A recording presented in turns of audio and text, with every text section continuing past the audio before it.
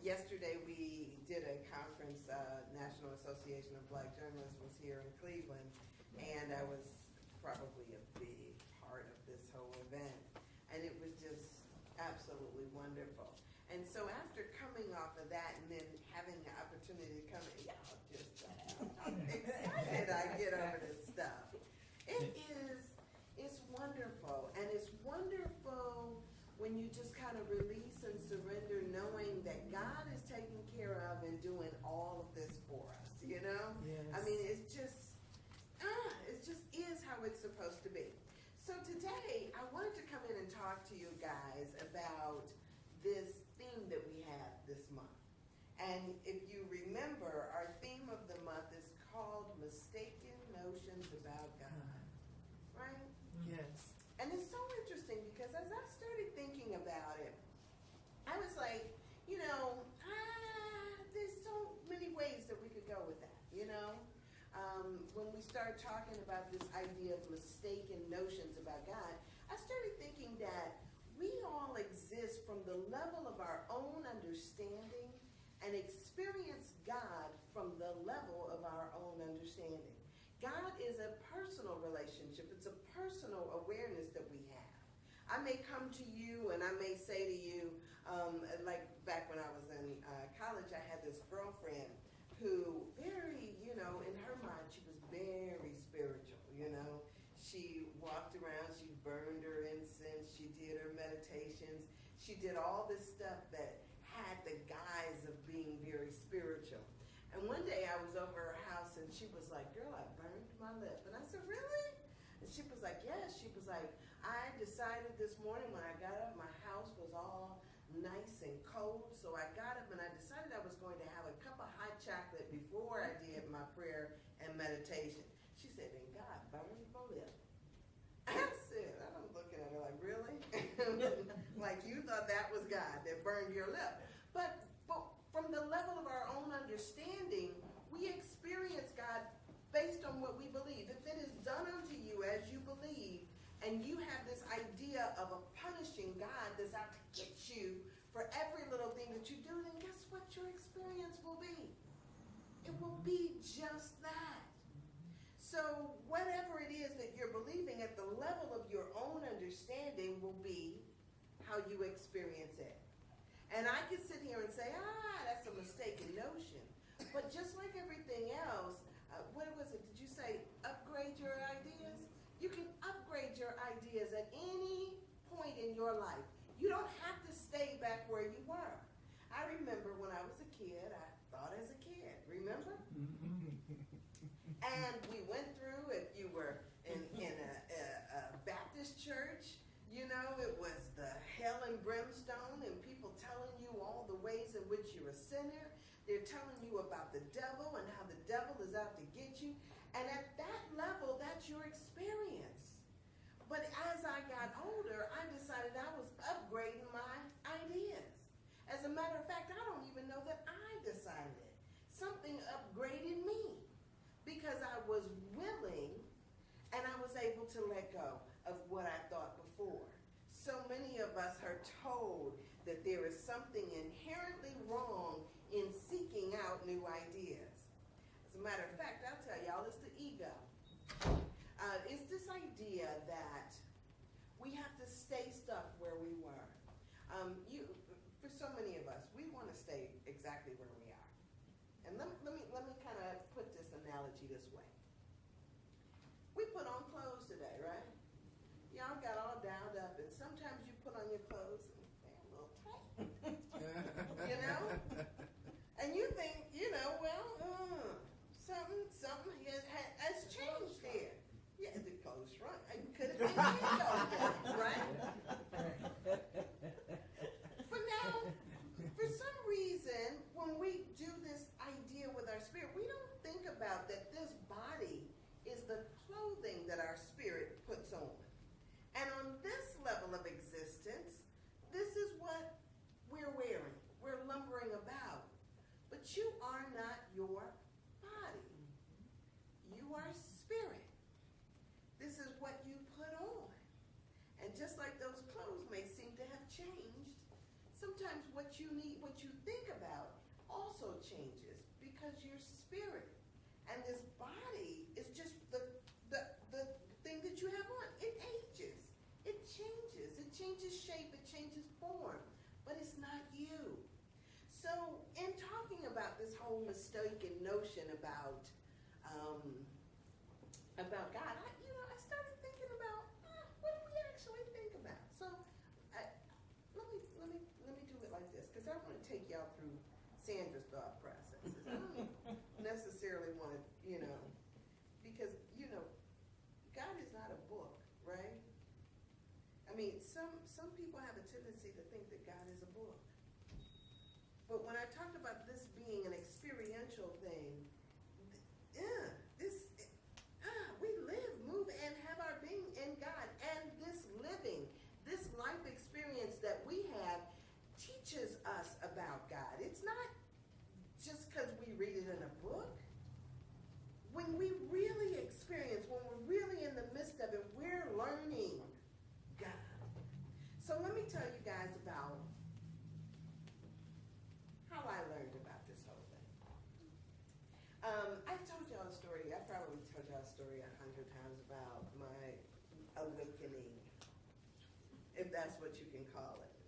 I was overseas and I was very much feeling isolated and alone. And I thought to myself, I said, you know what? I said, I had seen this movie, and this guy in this movie was in a plane crash, and it crashed on the side of this, mountain, and, the one guy decided that he was going to go and get help because there were so many people back there hurt.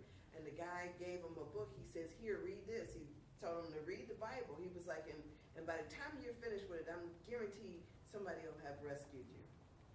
So I'm over in this country, and I'm, kind of inundating myself, reading all this Jackie Collins novels and all this stupid stuff, that every novel is the same thing, it's the same plot, just different people.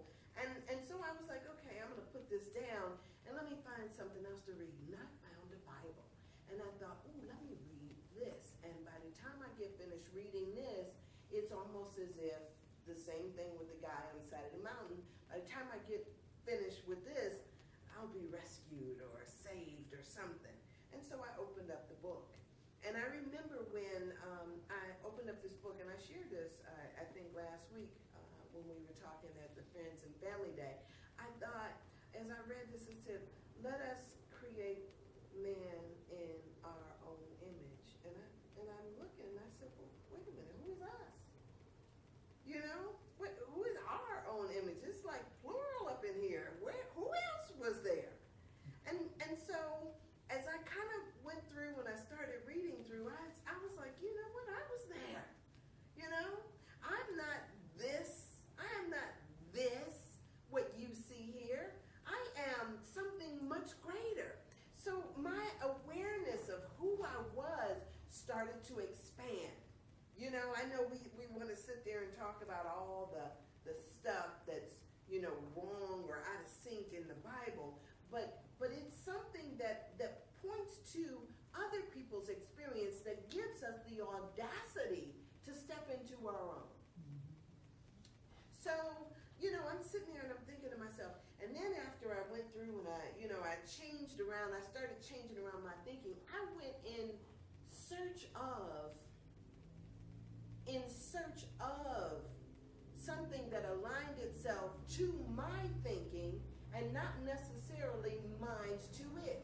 When I was part of the Democratic Party, y'all, they used to go to these little conferences, and they would be like, rah, rah, rah, and they give you the party line and want you to go rah, rah, rah. And I'm sitting up there saying, these are not my issues.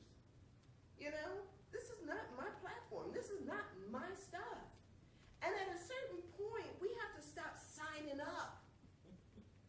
When stuff is not your issue, it's not your platform, it's not your point. So many of us want to jump over here and say, just because all these people believe this, I believe it too. And that's not how this works. You're a spiritual being, and you know better. Right? So let me not get off track. So I decided decided to look for something that was in alignment with what I believed. And I found this church, this girl, I was telling her about what I thought, what I believed about God. And she said, oh, you sound like one of those living truth people. And I was like, living truth? What's living truth? And she was like, oh, it's this little, like, almost like, this little cult over there on East Cleveland side. I'm like, well, let me go and explore this cult, you know, and see. Because if they think like I think, then maybe they're all right.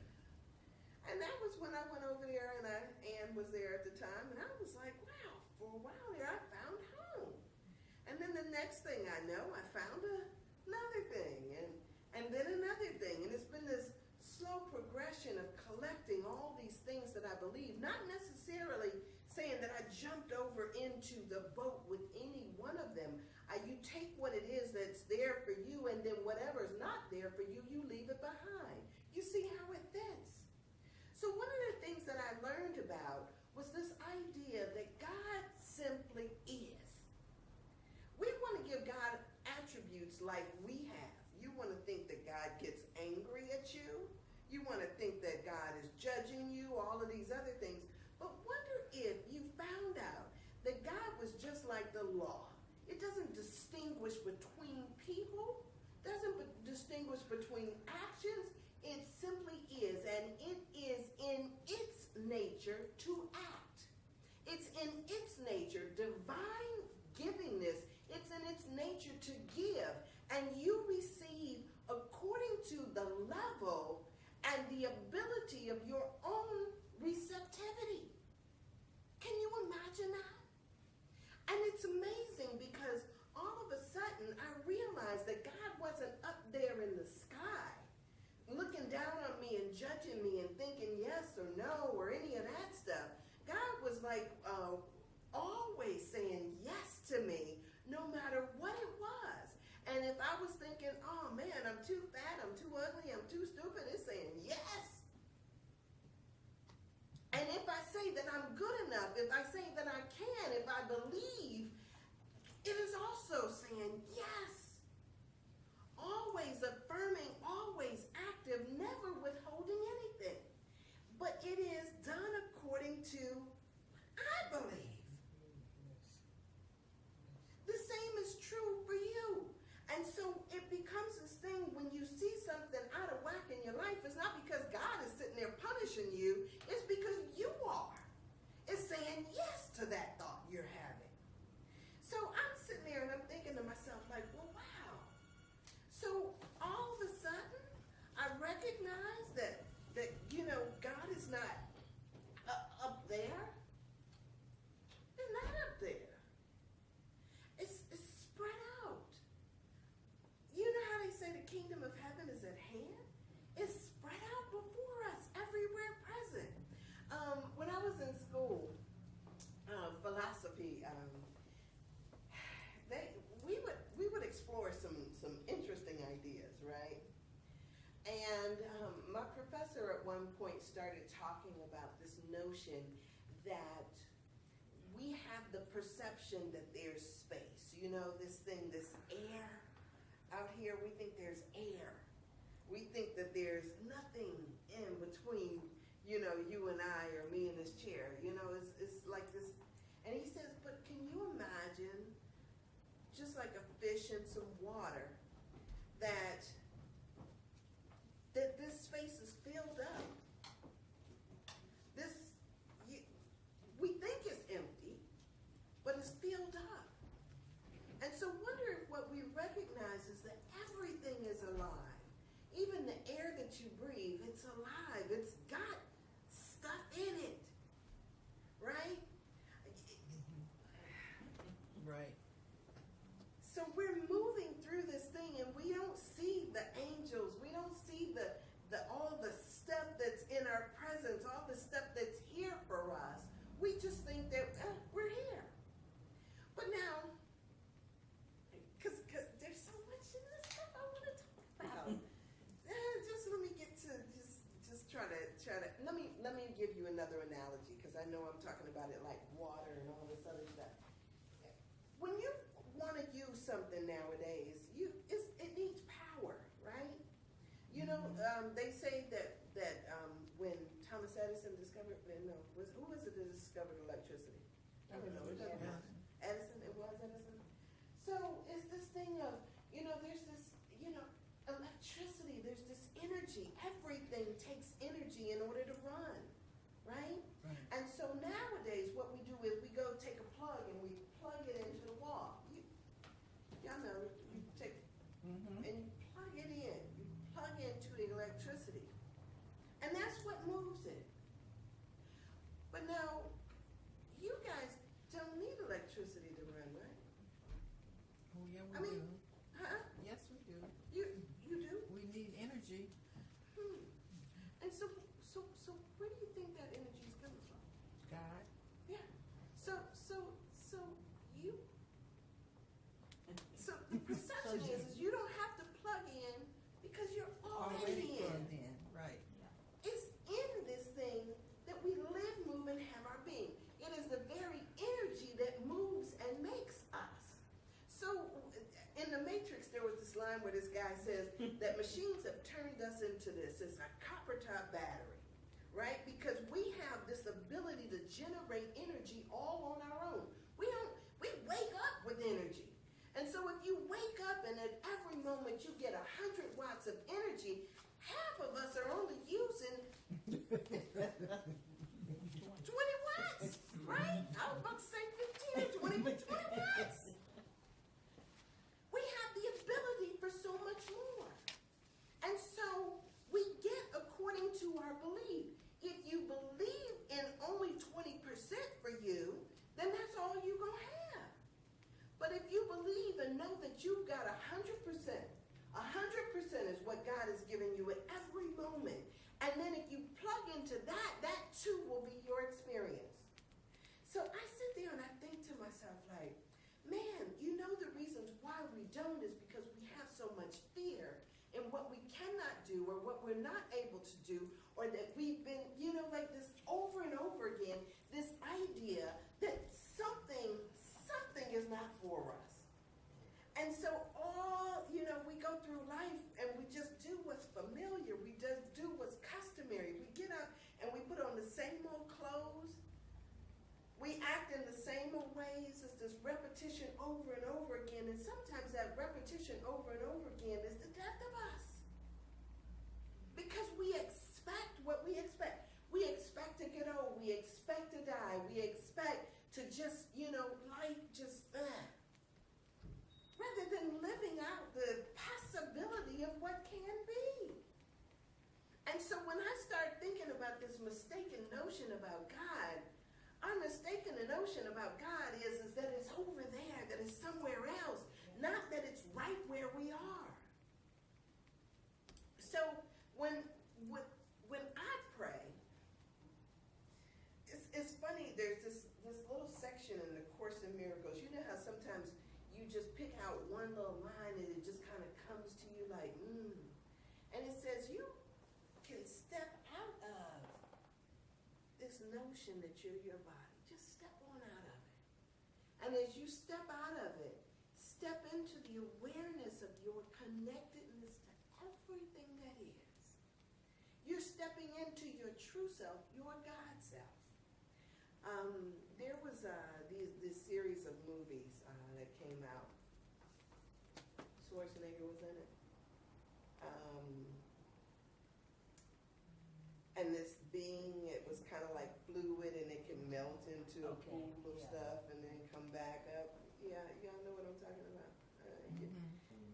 Terminator. Okay, and then the thing is kind of like it's liquid and it could, So imagine if the truth about you is not this form that you see, this body form, but rather the truth about you is the spirit form. And once you step back into your spiritual self, you'll see that you're connected and plugged in. So you're not praying to God, you're in God. You're one with God. And it becomes a knowing, not a, oh please, can I please myself have. It is a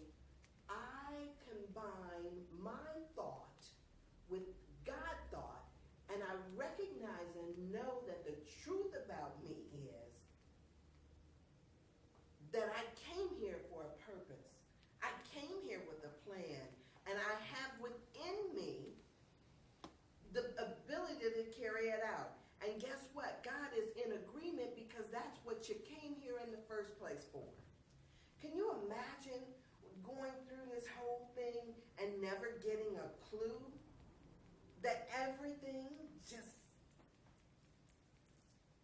is not just possible, it already is. But oh man, when we're scared, fear is a dangerous thing. Fear will make us not do the very things that we desire to do. Fear will have us wait until the last minute and then just, oh my goodness, am I running out of time? Now that I'm running out of time, now I gotta run here and run there, and now I ain't even able to do it. We waste so much time. And it tells me that time isn't real. Time is an illusion. And the moment I change my mind, can you get this? It said to me, the moment that I change my mind, it retroactively changes around the whole trajectory of what I've been doing. It changes around and it heals my past, comes forward into my future, and allows me to step up in the newness of today. So imagine if we all got the clue, right? We talk about all this stuff about the shootings that are going on and the things that we perceive as going wrong in our society. But minds are connected. Right? They reach itself. It's kind of like water rising to its own level. It's that recognition that's there. When we start to change our own hearts and our own minds, we can't help but affect those around us. And it's because we believe in and think that, in the Course in Miracles, in the introduction, it says nothing real can be threatened and nothing unreal exists. Herein lies the peace of God. Because we're always walking around in fear, thinking that somehow, if something happens to me, it's the end of who I am. But wonder if all of a sudden I keep going back to that doggone Matrix movie. It's like these ideas of the Matrix keep coming up in my head. But wonder if we came to the realization that no matter what happens, who you are is never threatened. This idea of I am, when God says I am, is never threatened. So no matter what happens to you, no matter what you think may happen to you, can you imagine that all of a sudden one day this body dies, right? This body does what bodies do. It passes away, right? And all of a sudden it passes away, and then they show you the little thing where your spirit goes out and it looks back at itself and it's like, hey, that's my body over there. But it's still thinking, I am. So who you are is never threatened because in truth, you're spirit. In truth, you will always be and have always been. And so sometimes we're going around and we're afraid because that's what our ego desires for us to be. It desires for us to be afraid. It desires for us to be stuck. It desires for us to think that we'll never change, that things stay the same, and that all of this stuff is how it's supposed to be. Don't grow. It doesn't want you to grow because growing threatens its own existence. But once you recognize, are y'all following me? Because I'm sometimes I get so excited about this stuff. It's just like, man, so much more than what we know. And so, I'm going through and I'm thinking that who I am, no matter what situation I'm in, who I am is never threatened. Because I am not my body. This is what I've got on at the moment, but it's not who I am. I am plugged in to the source. I am plugged into it. I used to do this thing all the time about God being like water. They say that God, repeats itself over and over again. It gives us all these clues and shows us itself.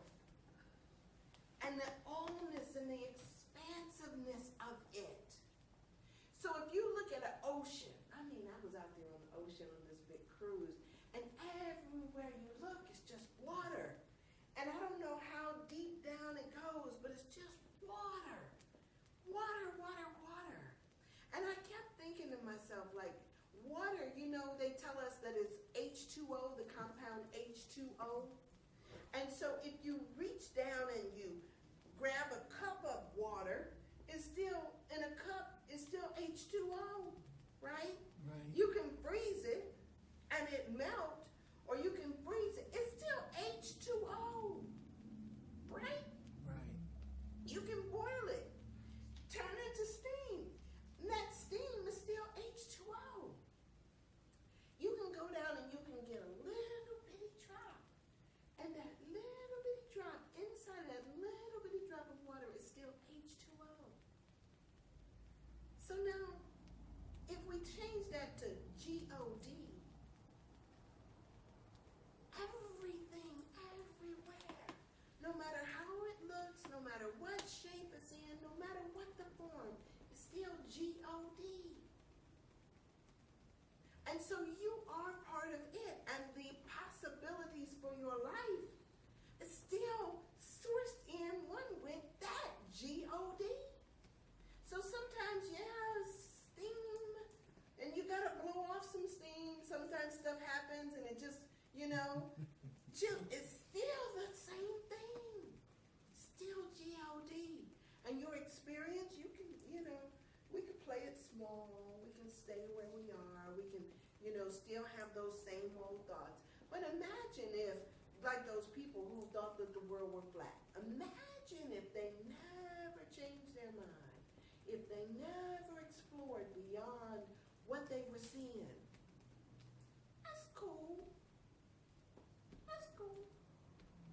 But the truth, if we keep living, if we keep moving, if we keep exploring, if we stay thirsty, the truth will come out. It's so wonderful when we start to see that no matter where you look, it's the evidence of that truth of God everywhere. Oh, man. I mean, this is good stuff. So our mistaken notions about God go back to this idea that we think we're separate. They go back to these ideas of fear. They go back to this mean, punishing God that we were taught about in the past. They go back to all of that. But now when we say, you know what, God, just, grow me, heal me of my unbelief. Show me what's possible for my life, right? And it's not to a God out there, but it's one that is taking place in your life. So when I pray my prayers for myself, it's amazing. It's not even as if I necessarily think that it's unusual, but it's amazing how things start to work together, to come together, to be exactly what it is that I desire. And sometimes it's like, I don't even know that I desire it. But when I get there, it's like, wow, that's exactly what I needed. I got my guy here, right? And who even knew that that was exactly what I needed until he showed up? You don't know. And then when it shows up, it's like, yeah, the car. Remember I told y'all the story about the car? I'm praying for the highest and best, and I thought it was a Fiat, or not one of those Fiat, the Ford Fiesta. That's what I thought it was, a Ford Fiesta. And I got bigger and better than I even thought. So sometimes we gotta, expand our notion about what's possible for us. Expand your notion and grow into it. Be willing to step into what you don't know. Because God is not over there, out there. It is right where you are saying yes at every moment of every day. It's not found in a book. It's not just about the other person. It's not concentrated any place anymore, like in a church, any more than it is in your home. It's where you are. It is totally accessible, always operational, just saying yes to you. Just like sunshine. Sunshine, we sit there and we think sometimes the days get cloudy. Sometimes it seems like it's, the sun is shining, but it's still cold outside. But it's always, no matter what, whether it's the middle of the night, the sun is still shining. It's there doing what it does. God is too. Always there. Always the very energy that is you. So no matter what you see, is all plugged into the same source. I like to say that everything in this earth, on this earth, is plugged in and can be used by God for your highest good. You're it, and not just your TV. Because these things are meant to lull us into sleep, to make us not understand that there is an adventure to be had in our lives. So what's the pursuit for you now? I mean, at some point we've got to just, ask, what's here for me? Yesterday, as part of, I know I gotta wrap up in a second. Yesterday, I was supposed to moderate the student forum, and I was thinking to myself, like, man, why don't they, I didn't get any of the other forums, they had all these different panel things. I was supposed to do the student thing, and I thought, they should have got somebody younger to do this, right? Somebody that was more like still a student. That's what I was thinking, And then they put these, on the panel they had, all these news folks, and they were from out of the youth thing, and most of them were pretty young in my estimation, much younger than I am. But then they had Leon Bibb sitting there. And I was thinking to myself, like, well, I think maybe him and I are out of place for this student forum. But y'all, this was the best forum. I mean, it was just so wonderful. And Leon Bibb, he was saying that, at 11 years old, he had decided what he wanted to do. He decided that he wanted to, be on the news. He was a journalist, that he could write, that he could, give life to words, and this is what he wanted to do, and he set out to do that. And he said, and I didn't want the whole, go to New York and be on the national news. He says, I wanted to be someplace where I could be for 40 or 50 years, raise my family, and just do what I do. And he talked to these young folks, and it was amazing because when the thing was over with, it's like all of them just kind of gravitated over there like, because he had something to give. And he recognized that there was a power in that giving. You guys, each of us has something to give. We don't get too old to share it, too old to give it. Remember Tuesdays with Maury? That guy had ALS disease in a chair, and all he could do was talk. But when he talked, he got a book written and a movie made, because what he had to say had something of importance. If you don't even value yourself, if you don't even value the gift that is you, you can't give anything. But once you recognize that you're here for a purpose and there's a plan for your life, then every word that comes out of your mouth has energy. Every word that comes out of your mouth is the word of God. And so you need to go out there and share it and do what you do. Y'all, this stuff ain't over. The fat lady ain't sung for you yet. It's time to be about the business at hand, which is God's business. And no matter what, it doesn't matter if you out here trying to save people or anything else like that. It's all about sharing this thing called life with other people. You don't have to be trying to convert anybody. You don't have to be trying to, save them or get them to come to a church. It's connecting. It's knowing that, you know what? I am part of this thing called God. And for somebody else, I may be their angel right now. They say angels, you don't even know when you're entertaining angels, right? You could be somebody's angel. But if you're scared and afraid, guess what? You ain't going to help them because you can't help yourself. Mm-hmm. Get out of your own fear and get rid of these ideas that God is supposed to look or act a certain way. There was a song that was called If God Was One of Us. Would it look like, would it ride the bus? You know? If God was one of us, what would it look like? I tell you, look in the mirror. It looks just like you. So pray with me, y'all. It's time for us to go.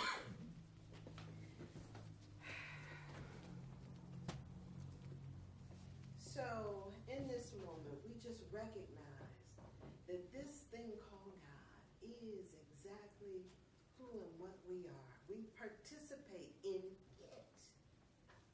We are sourced in it.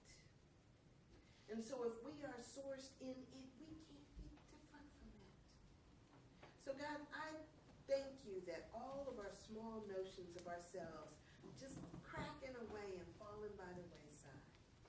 That we step into this awareness that as long as we recognize the truth of our being, that we are loved, that we are one with you, that all things are possible. God, thank you for letting us release the fear of limitation, the fear of lack, the fear of all of the stuff that we may have came here with before today. I thank you, God, that we step into a new place, into a new idea, and into a new attitude. We release and let go because we have no use for that old self anymore. So I thank you, God, as we grow. I thank you. And I release it and I let go. Amen, y'all.